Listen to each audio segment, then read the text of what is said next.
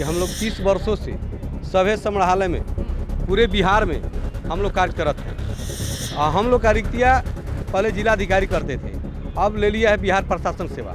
23 में बीपीएससी द्वारा कार्यालय द्वारा ऑनलाइन फार्म भरवाया गया, हम लोग फार्म भरे, उसके बाद एग्जाम दिए, आज तक रिजल्ट घोषित नहीं किया।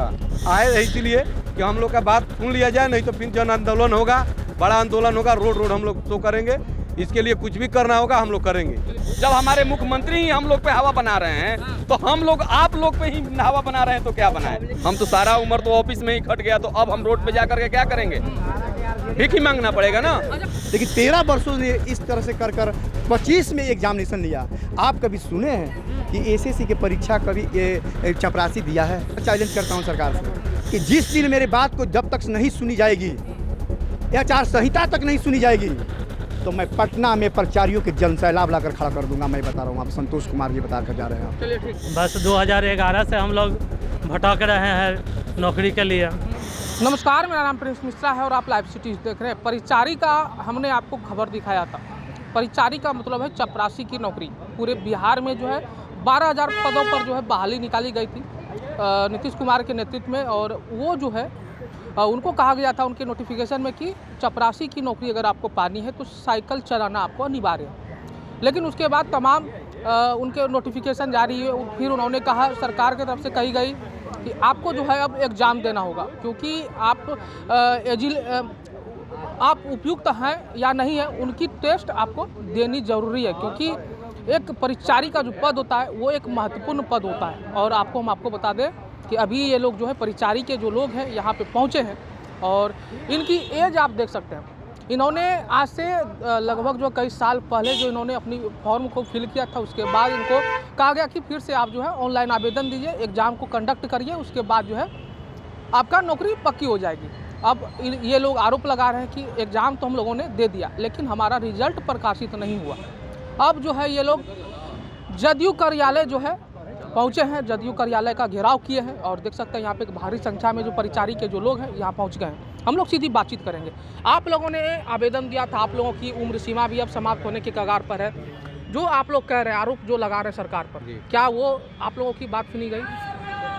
आरोप देखिए मेरा ये है कि हम लोग 30 वर्षों से सभे संग्रहालय में पूरे बिहार में हम लोग कार्य करते हैं। हम लोग का रिक्तिया पहले जिलाधिकारी करते थे, अब ले लिया है बिहार प्रशासन सेवा। जब हमारी रिक्तिया करना है 12,000 हम लोग परीक्षार्थी हैं। 2019 में गजट प्रकाशित हुआ, नियम में बदलाव हुआ, उसके बाद 23 में बीपीएससी द्वारा कार्यालय द्वारा ऑनलाइन फार्म भरवाया गया, हम लोग फार्म भरे, उसके बाद एग्जाम दिए, आज तक रिजल्ट घोषित नहीं किया। चपरासी के नौकरी के लिए इतना बड़ा तामझाम एग्जाम किया गया मैट्रिक बेस पर, एक भी मैट्रिक का क्वेश्चन नहीं था, हाई था। अब जो सोच लीजिए कि 50 साल में जो 50 साल का व्यक्ति हो और वो एग्जाम में बैठ रहा है, वो क्या देगा आप बताइए। जो 50 साल में एग्जाम देगा वो एग्जाम कितना साल हुआ? 45 साल। 45 साल में अभी भी आपको लग रहा है कि चपरासी का नौकरी कर लेंगे परिवार बस जाएगा? हम तो 30 वर्ष से खट रहे इसी आस में कि बाल बच्चों का कल्याण हो जाएगा तो। लेकिन सरकार तो हमारे साथ दोहरी नीति खेल रही है। एक तरफ कह रही है कि आपको नियुक्ति घेरने पहुंच गए। नहीं, हम लोग गए थे पहले मुख्यमंत्री जी से मिलने कि अपने गार्जियन से पहले बताएं, अपनी मुद्दा रखे, मानते हैं लोग नहीं रख रहा है, हम लोग डायरेक्ट सोचे, लेकिन वहाँ ले लोग भेज दिया गया। यहाँ आए थे अभी मंत्री जी, 2 मंत्री, लेकिन हम लोग का बात नहीं सुने। एक श्रवण कुमार जी थी, एक नीरज कुमार जी थे, लेकिन हम लोगों से नहीं मिले और चले गए। तो हम लोग आए इसीलिए कि हम लोग का बात सुन लिया जाए, नहीं तो फिर जन आंदोलन होगा, बड़ा आंदोलन होगा, रोड हम लोग शो करेंगे। इसके लिए कुछ भी करना होगा हम लोग करेंगे। आप क्या सोच रहे हैं सर? आप भी चपरासी की नौकरी के लिए आए हैं? देखिए, इतने बड़े आदमी एकदम लग रहा है कि नहीं खानदानी रईस है, आप फिर भी चपरासी की नौकरी के लिए पहुंच गए। देखिए, खानदानी रईस तो इसमें सब है, इसमें तो सब है खानदानी रईस। और ऐसा नहीं कि कोई रोजी रोटी के लिए मतलब कोई भटकता है तो भटकनी रईस नहीं होता है, गुंडा नहीं होता है कि जो रोजी रोटी के लिए भटकता है। ठीक है। और रह गई नौकरी की बात, चपरासी की बात, तो चपरासी से हम लोग आज से 30 बरस ले खट रहे हैं इसी आस में। तो कि ताकि हम लोग को एक चपरासी की नौकरी मिल जाए। सर चपरासी की नौकरी पहने, सोने का चैन पहने हुए हैं, रोल गोल है भैया, रोल गोल हीरे है। का अंगूठी पहने हुए हैं, आप कह रहे हैं कि रोल गोल है, आप चपरासी की नौकरी ये रोल गोल एक सवक एक होता है ना, हाँ। तो इसीलिए रोल गोल का पहन। हीरे का जो देखिए चेक करा लीजिए इसको, ये रोल गोल का 20 रुपया में लीजिएगा तो हम दे देंगे आपको। मतलब हवा बनाने के लिए हवा बना, देखिए हवा तो लोग बनाता है ना, जब हमारे मुख्यमंत्री ही हम लोग पे हवा बना रहे हैं तो हम लोग आप लोग पे ही हवा बना रहे हैं तो क्या बनाए, और जनते पर क्या बनाए तो क्या बनाए, ये बताइए। ये फिर तो क्या कहते हैं, हवा पानी दे करके माहौल क्रिएट करके आप जो है कुछ और भी संदेश हो सकता है। नहीं और संदेश की हम लोग का बस यही है, संदेश बस यही है, हम लोग के मुख्यमंत्री के पास पहुंचाना चाहते हैं ताकि हम लोग 12,000 पूरे परीक्षार्थी। कितना एज हुआ? हमारा एज 42 वर्ष हो गया। 42 वर्ष में आप चपरासी की नौकरी करने के लिए तैयार हैं? एकदम तैयार हैं, जबकि 30 वर्ष से हम खट रहे हैं, 30 वर्ष से हम चाह रहे हैं, तो हम तो चाहेंगे ना कि हमको मिल जाए। हम तो सारा उम्र तो ऑफिस में ही खट गया, तो अब हम रोड पे जा करके क्या करेंगे, भीख ही मांगना पड़ेगा ना। अच्छा, ऑफिस में आप खटे, मतलब कुछ अदर इनकम होता था क्या? कुछ अदर इनकम होता तो हम लोग नौकरी की क्या जरूरत थी, अब तो ऐसे ही हम लोग का होता। चपरासी को एगो 5 रुपया देने वाला कोई है? कुछ दीजिएगा ना, मिठाई का डब्बा तो कौन देने वाला है आज के डेट में, कौन देने वाला है? अफसर ही वैसे हो गए हैं, अफसर ही वैसे हो गए हैं कि अब चपरासी को कहाँ मिलने वाला है। मानते हैं ना, पहले होता था। कहाँ जाए सर? मैं सासाराम रोहतास जिला से आऊँ।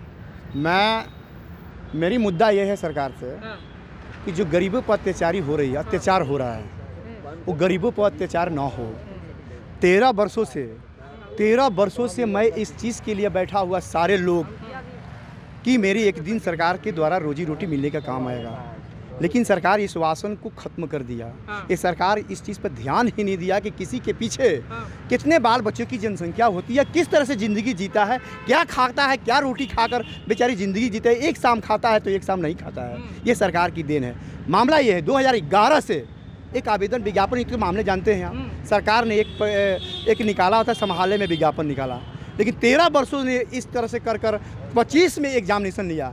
आप कभी सुने हैं कि एसएससी की परीक्षा कभी चपरासी दिया है? 47 के देश आज़ादी के बाद। लेकिन आप तो कहते थे कि चपरासी की जो नोटिफिकेशन जारी हुई थी वो तो साइकिल चलाने से हुई थी, लेकिन उसके बाद आप लोगों का नोटिफिकेशन में बदलाव हुआ, आप तो फिर जो है उसके बाद आप कह रहे हैं कि ऑनलाइन एग्जाम दीजिए। एग्जाम भी आप लोगों ने कंडक्ट कर लिया, लेकिन रिजल्ट प्रकाशित नहीं हुआ। सरकार ने रिजल्ट, यही ना दुर्भाग्य है कि सरकार ने पूरी तरह से रिजल्ट नहीं दिया। ये सरकार की दुर्भाग्य है। एक का दुक्का किसी सीट को देकर और वहाँ से ये भी लिखा गया कि अब हम सीट को रिजल्ट आउट नहीं करेंगे, इस्तीफा लिख कर भेज दिया गया। लेकिन मैं सरकार से ये कह रहा हूँ कि देखिए, आप 50,000, आप 25 में कहते हैं कि सीट नहीं है, ठीक है, बात कर रहे हैं, आप 50,000 बहाली निकालने की घोषणा कर दिए पूरे बिहार में, तो वो सीट कहाँ से आ गया? आपके घर से आ गया। यदि 50,000 बहाली अगर आप सीट निकालने की बात करते हैं तो हमको 12,000 कम से कम उसमें बहाल कर दिए। हाँ, बहाल कर दीजिए। अब बहाल कर बाकी जितनी सीटें बचती है, आप 1 लाख नहीं 2 लाख। अभी मंत्री जी से मिले क्या? हाँ, मुख्यमंत्री से ये कहना चाहते हैं। अभी मंत्री से मुलाकात हुई क्या? नहीं हुई। देखिए, मैं अभी आपके चैनल के द्वारा चैलेंज करता हूँ सरकार से। अगर मेरी चैनल के द्वारा मेरी मैसेज अगर उनके पास पहुँचती होगी तो मैं सीरियसली बता रहा हूँ कि जिस दिन मेरे बात को जब तक नहीं सुनी जाएगी, आचार संहिता तक नहीं सुनी जाएगी, तो मैं पटना में प्रचारियों के जनसैलाब लाकर खड़ा कर दूंगा। मैं बता रहा हूँ, आप संतोष कुमार जी बता कर जा रहे हैं। चलिए ठीक है। कहाँ से आए सर? मुजफ्फरपुर से आए हैं। क्या दिक्कत हो गई? चपरा मतलब सर हम लोग प्रचारी विशेष से मुजफ्फरपुर से है, वही फॉर दैट नौकरी के लिए दर भटक रहे हैं पटना में, कभी इस कार्यालय कभी उस कार्यालय। मुख्यमंत्री जी के आवास पर गए हुए थे तो वहाँ से बोला गया कि आप कार्यालय पर जाइए। कार्यालय पर आया था, यहाँ भी लोग हम लोगों का कोई सुन नहीं रहा है कुछ। बस 2011 से हम लोग भटक रहे हैं नौकरी के लिए। क्या लग रहा है? आप जो बोल रहे थे कि अभी जो है पुराने ज़माने में घूसखोरी होता था, बिना चपरासी को दिए हुए काम टेबल पे नहीं पहुंचता। पहले ना होता था, हम लोग के क्या होता नहीं, अब हम लोग के नहीं होता है। अब तो इतना हो गया से अफसर लोग ही लेते हैं, तो चपरासी कहाँ हुआ है। एक ही विज्ञापन से पैनल बना और पैनल बनाने के बाद उसमें से कुछ व्यक्ति की नियुक्ति सीधी कर दी गई और जो व्यक्ति इंतजार कर रहे थे पैनल में शेष जो बचे हुए थे उन लोग से फिर से एक आवेदन लिया गया 2023 में। तो जब उसमें सीधी नियुक्ति कर दी गई तो उसी विज्ञापन से फिर जो उम्मीदवार बचे हुए हैं पैनलधारी, उससे परीक्षा में बैठाने का कोई तुक ही नहीं है। फिर भी हम लोग ने बिहार सरकार के रूल को फॉलो किया और 28 जिला के जो उम्मीदवार हैं वो सभी ने ऑनलाइन आवेदन किया।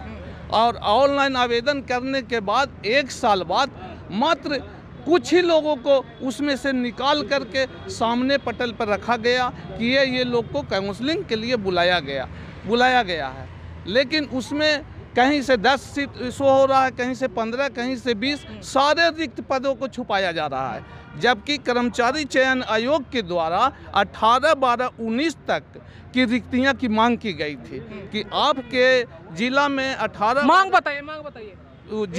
जिला से मांग के हम लोग का मांग यही है कि जो भी पैनलधारी 2800 जिला का जो पैनलधारी आपके यहाँ जो शेष रिक्त पद हैं 18, 12, 19 तक, उन सभी पदों पर बहाली करने की काम करे कर्मचारी चयन आयोग के द्वारा। नहीं तो बाध्य हो करके हम लोग फिर रोड पे उतरेंगे और घर घर जा करके इस सरकार को बर्खास्त का काम करेंगे। तो देख सकते हैं परिचारी संघ के जो लोग हैं यहाँ पे आप जो है जदयू कार्यालय पहुँच गए हैं। उन्होंने मंत्री से भी मुलाकात करने की कोशिश की, लेकिन मंत्री साहब इनसे मुलाकात नहीं किए, बिना मुलाकात किए हुए ही यहाँ से निकल गए। लेकिन अब इनका साफ तौर पे कहना है चाहे आचार संहिता लग जाए लेकिन सड़कों पर नीतीश कुमार को लाकर अब खड़ा कर देंगे। जब तक हमारी बातों को नहीं सुनी जाएगी तब तक हम लोग अब लड़ाई लड़ते रहेंगे। ऐसे में आप लोग को क्या लग रहा है कमेंट बॉक्स में जरूर बताइएगा।